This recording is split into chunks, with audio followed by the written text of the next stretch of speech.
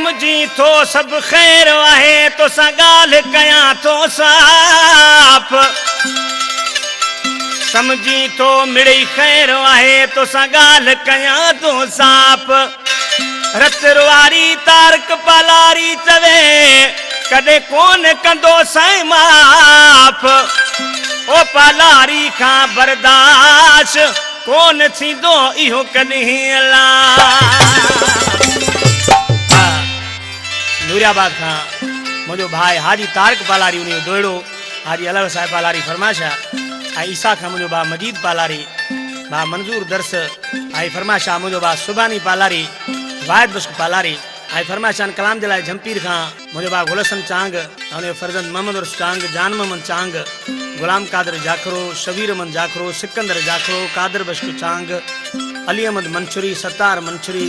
मीर मोहम्मद खासकेली अली हसन चांग यार मोहम्मद चांग गुलाम हुसैन चांग अल्लाहदाद चांग हैदर चांग आज कल सिकड़ी तरह से चे तो गीता अल्लाह रखो चांग असायो भाई झंपीर खां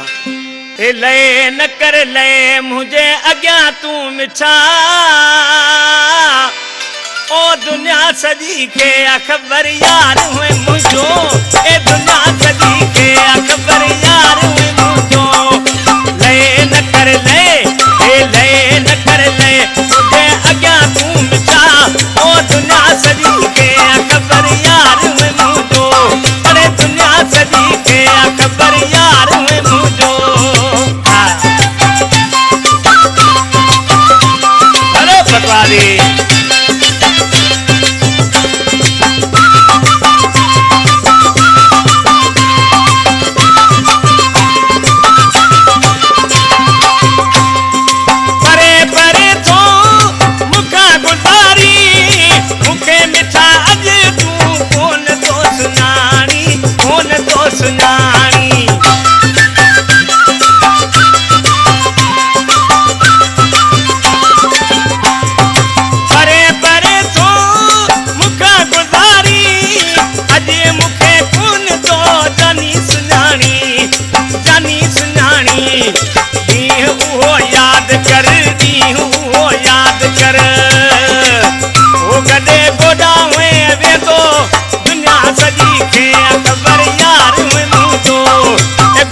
सजे के अखबर यार में मुझो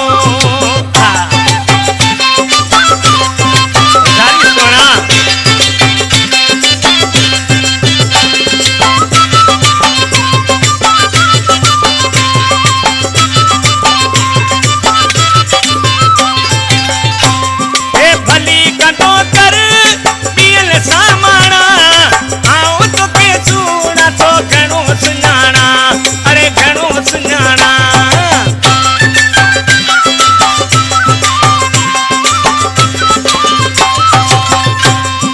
भली कंदो कर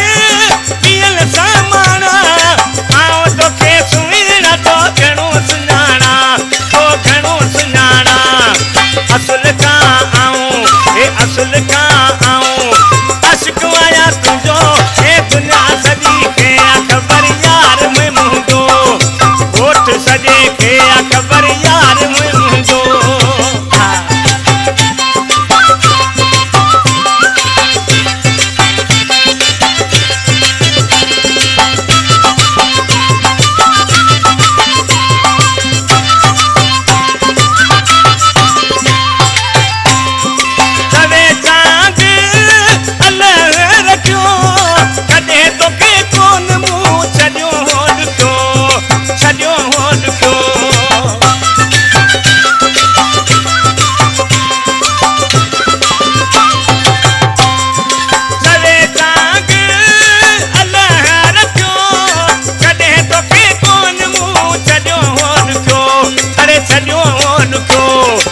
केॾो भलो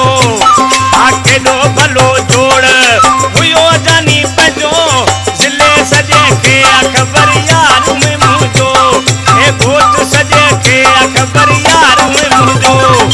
लय न कर लय